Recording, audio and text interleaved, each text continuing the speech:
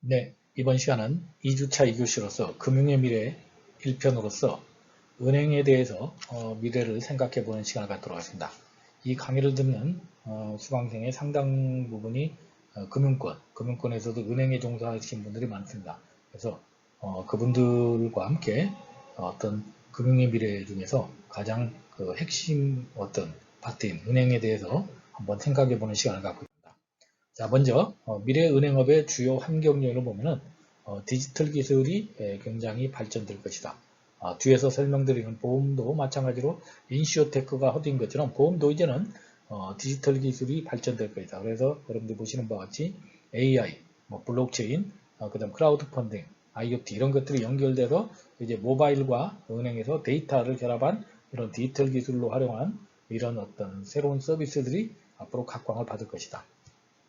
그래서 결국 이제는 기술이 금융을 바꾸는 기술과 금융이 결합되는 융합의 어떤 그런 서비스가 주요 환경 요인으로 도래가 될 것이다. 제가 이미 금융의 미래에서도 2018년부터는 이제 어떤 융합의 시대로 간다고 말씀드린 것처럼 이런 어떤 디지털 기술과 활용된 이런 것들이 하나의 주요 환경 요인이라고 말씀드릴 수가 있습니다.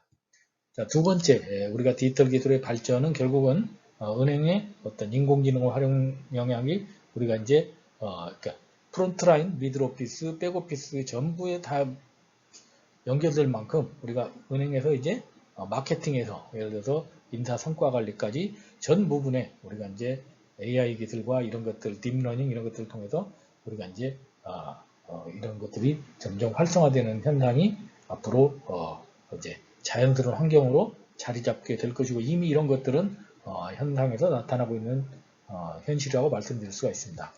자, 그래서 이제 채널과 업무 프로세스가 완전히 인공지능과 연결돼서 그동안 사람과 어떤 시스템에서 하던 것들이 이제 인공지능 결합해서 훨씬 더 효율적이고 빠른 방안으로 정확한 방안으로 바뀔 것으로 예상이 됩니다. 자, 그리고 또한 은행 인력의 전망을 보면은 은행 인력이 지금 미국이나 유럽들 보면은 굉장히 지금 빠르게 많이 인력이 감소하고 있습니다. 우리나라는 상대적으로 지금 인력이 최근 5년 동안에 한 금융권에 한 7천 명 은행권에서 줄어드는데 앞으로 이 증가 감소 속도가 상당히 빨라질 것으로 예상이 됩니다. 그래서 은행 인력이 앞으로 한 2022년까지 한 3만 명에서 4만 명 정도 감축 예상되는데 그 이유는 우선 2015년 이후 성장 고용률이 지금 은행업이 마이너스 0.14. 그러니까 은행이 아무리 커더라도 오히려 성장되면 성장될수록 오히려 인력이 감소되는 그만큼 이제 디지털화가 되면서 인력이 줄어들게 될 것이다. 그래서 거기에 대비해서 지금 이미 ING에서 했던 애자일 조직이 이미 우리나라 금융권 특히 KB금융에서는 이미 수혜그라고 하는 우리가 이제 KB국민카드에서 이미 도입이 되었고 또한 이제 신한금융은 또 SAQ라는 또 스피드 에이질러티 퀵리스라는 이런 그 자체 어떤 애자일 조직의 어떤 그 변형된 시스템을 도입했고 하나금융 같은 경우는 원큐 애자일 랩이라고 해서 스타트업 발굴 육성 프로그램인 이런 것들을 이미 지금 본사나 이런 데서 도입을 해서 시행을 하고 있습니다. 또한 농협금융은 바뀐 그 회장님 중심으로 해서 조직 효율성 전략으로서 조직을 8개였던 그 세포로 분열한다 해서 8셀 구축해서 어떤 애자일 조직의 형태로 이제 좀 선진의 어떤 그 조직 기법 좀 슬림화되고 의사결정이 되고 조직의 효율성을 높이는 결국은 이런 애자일 조직이 많아진다는 얘기는 그만큼 중간 간부가 줄어든다는 얘기고 그만큼 필요 없는 어떤 조직이 앞으로 줄어들게 되는 그런 영향으로 가지 않을까 생각을 합니다. 자, 그래서 이제 결국은 수익성은 올리고 인력은 줄이고 조직 효율성은 올리는 이런 어떤 것으로 앞으로 은행 인력이 바뀌게 될 것으로 예측이 됩니다.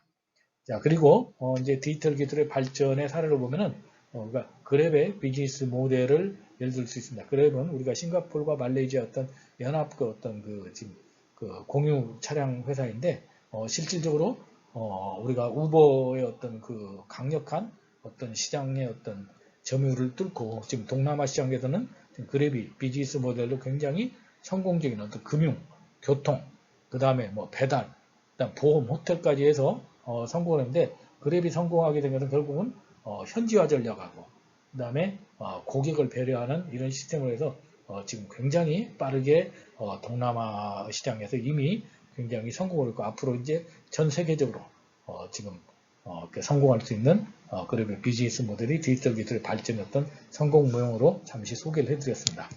그래서 이제 이 얘기는 뭐냐? 이제는 은행업에 우리가 경쟁자가 제가 말씀드린 것처럼 금융위기에서 말씀드린 것처럼 우리가 동종업종뿐만 아니라 이제 이종업종, 플랫폼 업체까지 우리가 생각해야 되는 정말로 무한 경쟁의 시대가 되었다고 말씀드릴 수가 있습니다.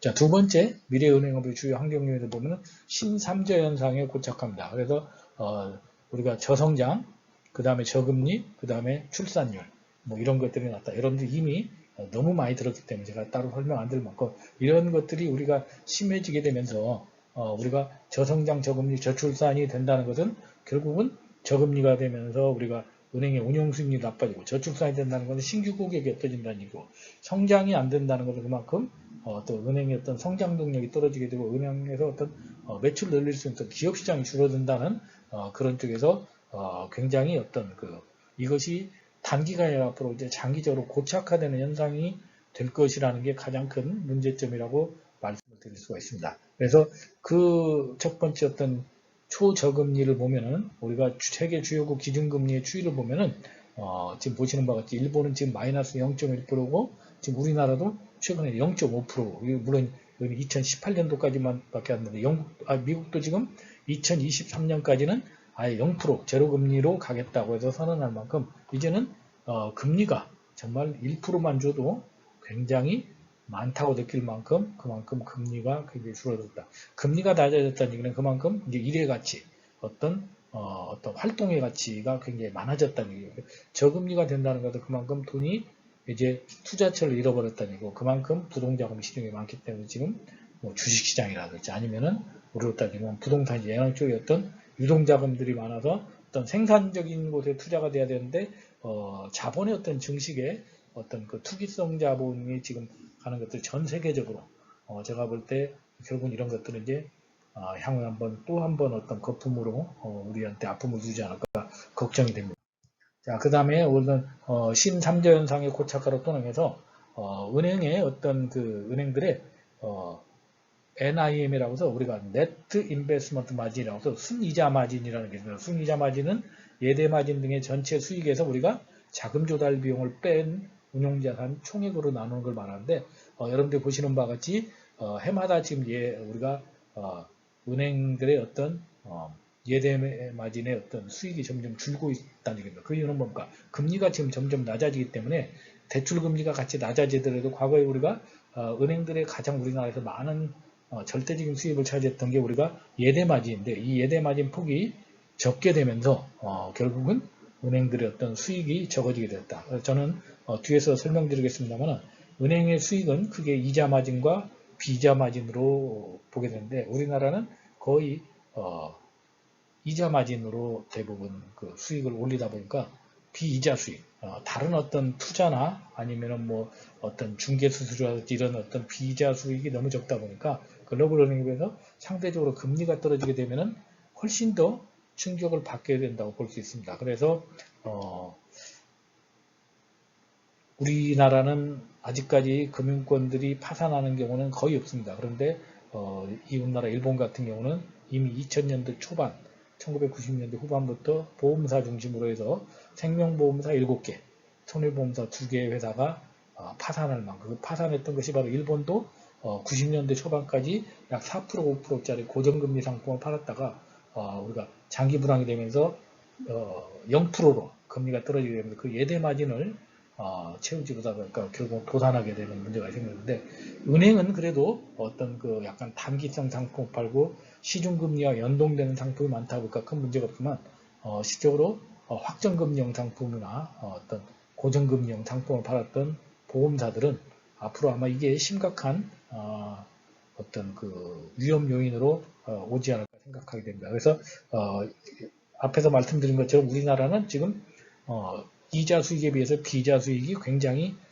비중이 낮습니다. 그래서 그게 낮다 보니까 당연히 어떤 국내은행 자산 성장률 우리가 자산 성장률도 상대적으로 점점점 지금 감소하고 있죠. 해마다 지금 떨어지고 있죠. 결국 이것이 앞으로 지금 최근에 뭐 작년에도 그랬고 올해도 지금 상반기까지는 지금 은행권들이 상당히 지금 순이익이 많이 난다고 이렇게 지주회사 중심으로 이렇게 발표가 되고 있는데 그것이 제가 볼 때는 아마 마지막 어떤 사그라들기 전에 어떤 마지막 불꽃이 아닐까 생각합니다. 아마 이게 이제 꺼지고 나면은 이제 예대 마진 수익이 줄게 되고 어떤 지출이 많아지게 되면서 비자 수익이나 이런 쪽으로 전환하지 않으면 은행권의 어떤 앞으로 수지의 문제점이 상당히 노출이 되지 않을까 개인적으로 생각을 하게 됩니다.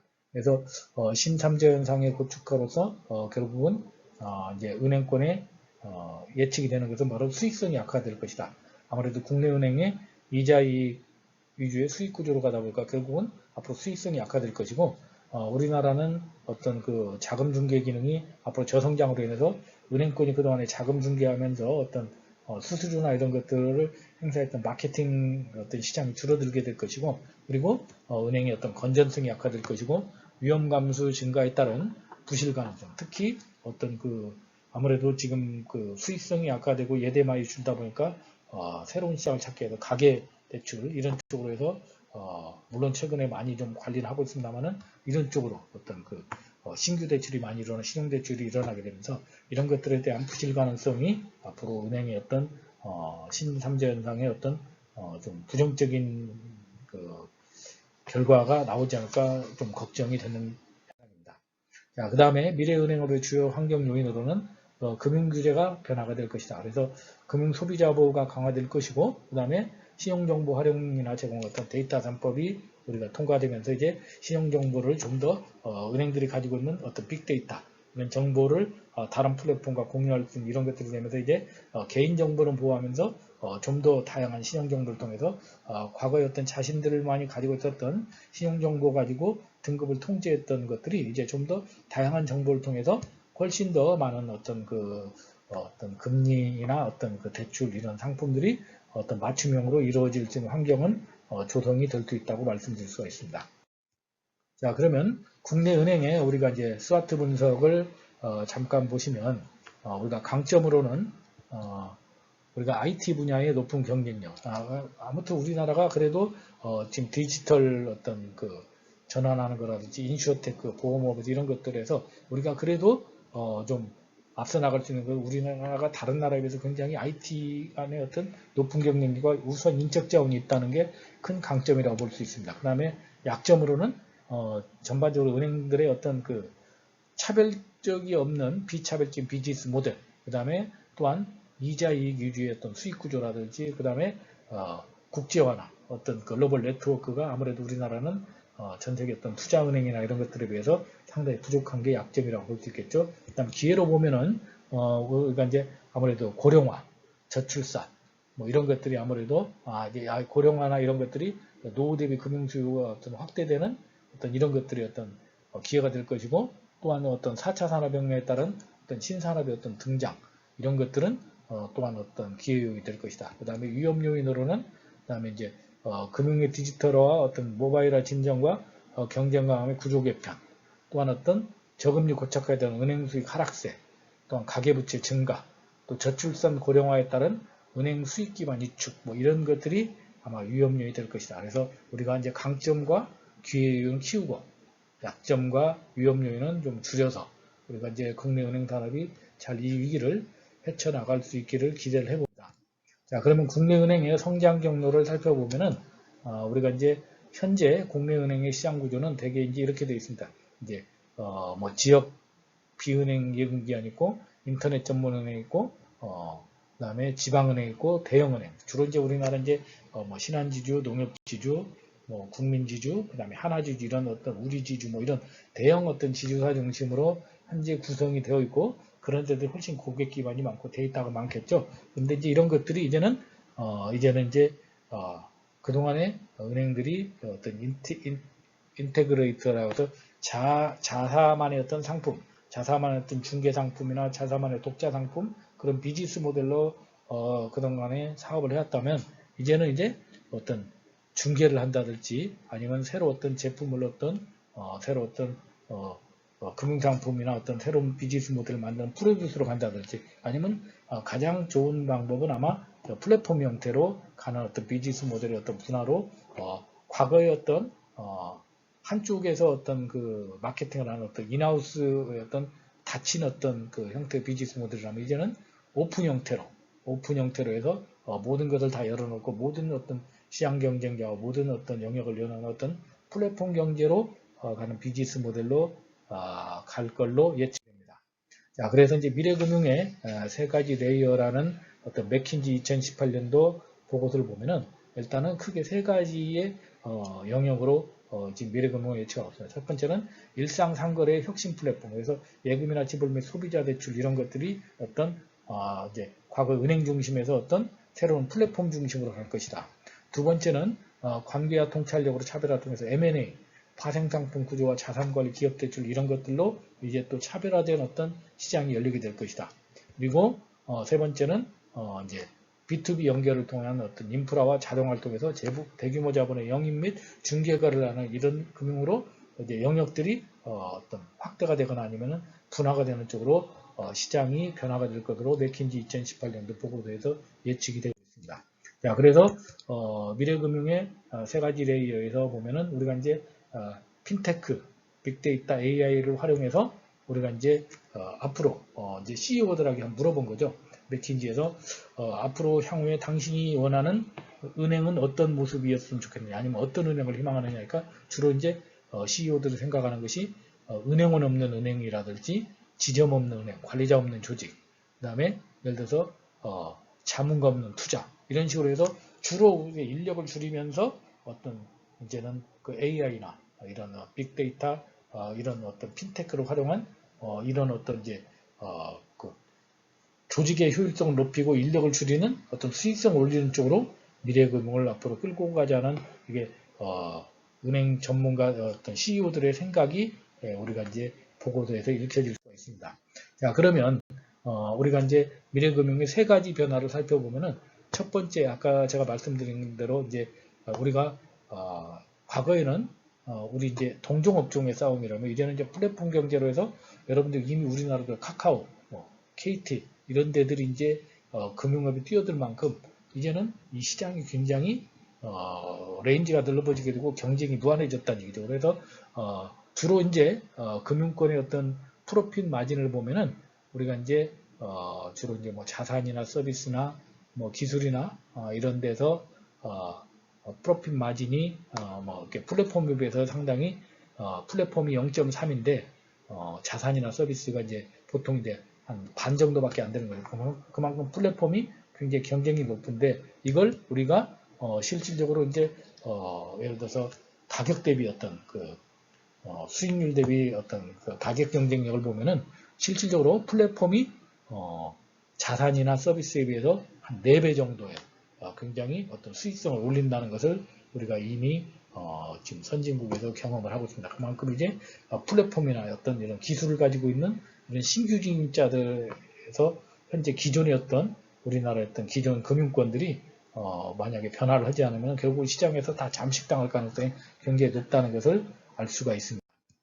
그래서 이제 미래금융의 이런 세 가지 변화의 사례의 첫 번째 사례를 보면은 이게 중국의 어떤 중안보험이라는 회사의 사례를 소개합니다. 중안보험은 탄센트, 그다음에 마인의 알리바바 이런 데들이 공동으로 합작한 인터넷 전문 은행입니다. 인터넷 전문 보험회사입니다. 그래서 직원이 하나도 없고, 그러니까 영업 직원이 하나도 없고 전부 다 그러니까 AI나 이런 그 딥러닝, 그 다음에 또 빅데이터를 활용한 보험사인데 이 회사가 지금 상장한 지 한 5, 6년밖에 안 됐는데 지금 이제 재작년부터 흑자를 내기 시작했고 특히 이 회사의 실적을 보면은 지금 한 창립 한 5년 만에 5억 명에게 80억 건의 보험을 팔 만큼 그만큼 지금 굉장히 어떤 시장에서 어떤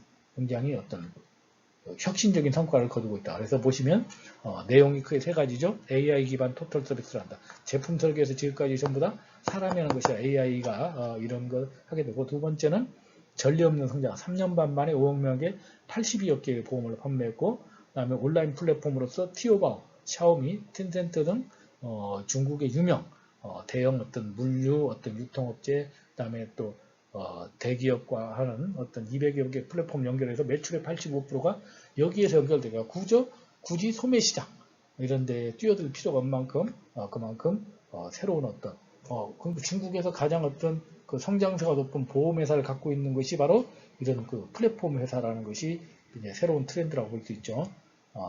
그래서 진정한 디지털 보험회사가 지금 중환이라고 할 만큼 그만큼 새로운 어떤 트렌드로 앞서가고 있다. 자, 두 번째 또 보면은 두 번째 변화에서는 새로운 디지털 고객의 경험을 제공하는 회사만이 성공할 수 있다. 이제는 과거의 고객에게 우리가 이제 어떤 물건을 사가지고 이 사람이 어떤 제품에 만족했다면 이제는 그걸 사용하고 나서 소중한 어떤 본인이 새로운 경험을 만족시켜야 됩니다. 그만큼 이제 고객 경험이 중요한 어떤 경험 소비가 중요해졌는데 이제 마찬가지로 금융도 경험이 중요해졌다. 그래서 사람들에게 물어봤습니다. 이렇게 물어보니까 대개 어떤 금융회사들이 우리는 경쟁사와 차별화하면서 우수한 제품을 가지고 있고 서비스를 가지고 있어서 고객에게 약 80% 정도로 우리가 만족한 서비스를 제공한다고 했는데 실적으로 고객이 물어볼까 나는 거래회사부터 차별화나 우수한 제품 서비스를 제공하고 있는 사람이 거의 없다. 이 얘기는 뭐냐면 고객이 바라보는 기대치하고 기업이나 CEO들이 바라보는 기대치가 전혀 다르다. 그래서 이런 것들을 해결하기 위해서 이제는 맞춤형 서비스로 가야 된다. 그래서 이게 이제 미국에서 지금 새로 출시된 보험사입니다. 그래서 그래서 여기는 이제 베스트셀러 뱅크 3.0의 저자인 미래학자 브렛 킹이 세운 모벤이라는 회사인데 이 회사는 이렇게 정보를 딱 집어넣으면 네 자산의 상태가 현재 지금 파산 상태인지 아니면 흑자 상태인지 이것을 바로 표시를 해주고 또 거기에 따라서 어떻게 해결할 건지 솔루션까지 제기해 줍니다. 그래서 여기에서는 주로 이제 재무 건강 정보를 우리가 뭐 자신의 어떤 운동을 하고 나서 우리가 이제 자신의 어떤 신체 건강 지수를 측정기에 올라가서 체크받는 것처럼 자신의 재무 정보를 제공하면은 네가 파산 상태인지 건강한 상태 이렇게 색깔로 구별해주고 그 다음에 그 사람의 어떤 지출 패턴을 분석해서 그 사람이 지출을 어떻게 개선해야 될지 그런 소비 패턴도 분석해주고 또한 재무 건강의 증진의 정보도 함으로써 하는데 이 회사가 지금 굉장히 성공적인 모델로서 어떤 새로운 어떤 고객 경험의 모델로서 떠오르고 있다.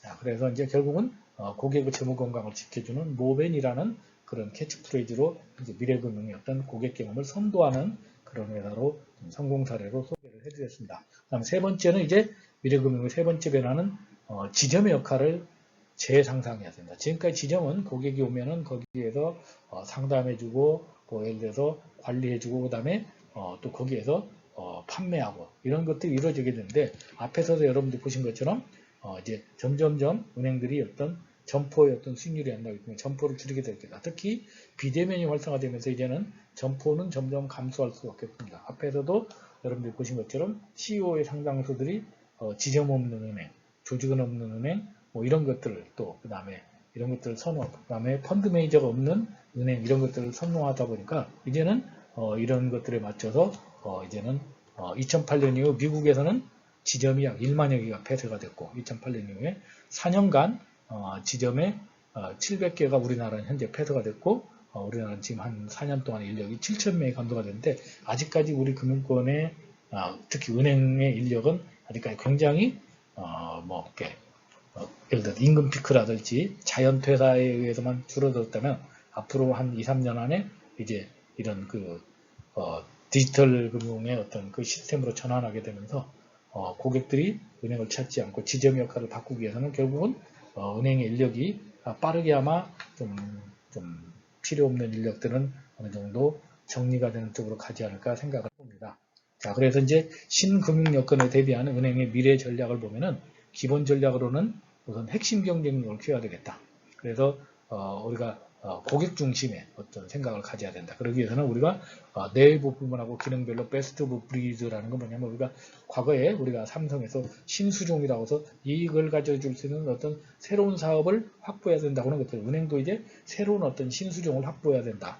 그리고 우리가 불필요하거나 비효율적 기능에 대해서 적극적으로 관리해야 되고, 그 다음에 오픈 이노베이션으로서 우리가 이제 플랫폼 경쟁력을 갖춰야 되고, 그 다음에 글로벌 타겟팅을 통해서 이제 글로벌로 진출해야 된다. 그리고 리스크 관리를 위해서 어떤 선제적으로 대응해야 되는 그런 시스템을 갖출 필요가 있다. 그 다음에 이제 가계금융의 패러다임을 전환해야 돼서 지금까지 우리는 그러니까 가계금융이나 이런 것들은 아주 신용도가 높거나 이런 것에 대해서 선별적으로 해야 하는데, 이제는 은행의 어떤 기업금융보다는 가계금융에서 개방성이나 어떤 이런 개별성을 해서 이제 훨씬 더 효율적으로 우리가 해야 되고, 특히 이제 직접 은행에 방문하던 것은 이제 비대면, 핀테크 이런 것들을 활용하는 어떤 기술과 서비스가 융합되는 것으로 진화해야 될 것이다.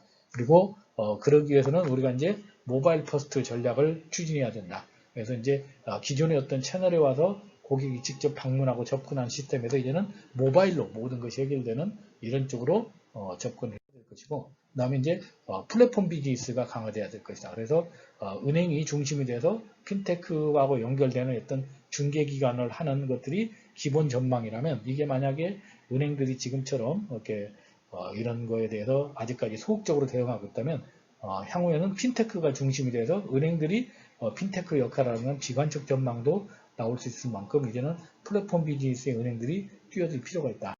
그리고 기업금융의 패러다임도 전환할 필요가 있다. 과거에 우리가 기업금융이 우리가 이제 과거에는 우리가 기업금융이 이제 주로 이제 저성장이나 지금이나 저성장 시대이기 때문에 이제는 이제 새로운 어떤 그 시장을 발굴하기 어렵습니다. 그래서 결국 이제는 어떤 트랜잭션 중심으로 해서 어떤 새로운 어떤 패러다임으로 우리가 기업금융을 전환해야 됩니다. 그래서 이제 과거에 어떤 대기업 중심에서 이제 중소기업이나 자영업자 중심으로 우리가 대출을 활성화할 필요가 있고, 이제 그런 관점에서 보면은 IBK의 어떤 박스라는 기업은행의 어떤 제2 어떤 그 플랫폼이 있는데, 박스는 말씀드리면은 예를 들어서 지금 기업은행 같은 경우는 아무래도 이제 중소기업들을 상대로 하는 어떤 그 플랫폼을 구축하고 있는데, 지금 중소기업들이 아무래도 좀 정책 자금이나 어떤 이런 것들에 대해서 상당히 어려움이 있기 때문에 기업은행에서 이런 것들을 다 모아가지고 플랫폼을 만들어서 기업금융, 일자리, 상품 추천, 뭐 쇼핑몰 관리, 재무회계 이런 것들을 하는 것들을 선보이는데 상당히 지금 좀 만족도가 높다고 합니다. 앞으로 이런 것들이 아마 은행의 어떤 그 새로운 어떤 미래 전략이 되지 않을까 생각합니다. 물론 이 외에도 많은 전략들이 있습니다만은 제가 좀 가지고 있는 한정된 정보와 한정된 어떤 자료를 가지고 준비를 하다 보니까 여러분들에게 어느 정도 만족을 시켜드는지 모르겠습니다. 하지만 여러분들께서 새로운 어떤 그 패러다임에 대비한 어떤 은행의 어떤 커다란 어떤 전략의 큰 그림은 아마 위에서 발라보는 어떤 탑다운 방식의 어떤 그림은 어느 정도 그려드리지 않나 생각합니다. 다음 시간에는 우리가 보험에 대한 어떤 미래의 어떤 그 성장 전략의 어떤 전망에 대해서 살펴보는 시간을 갖도록 하겠습니다.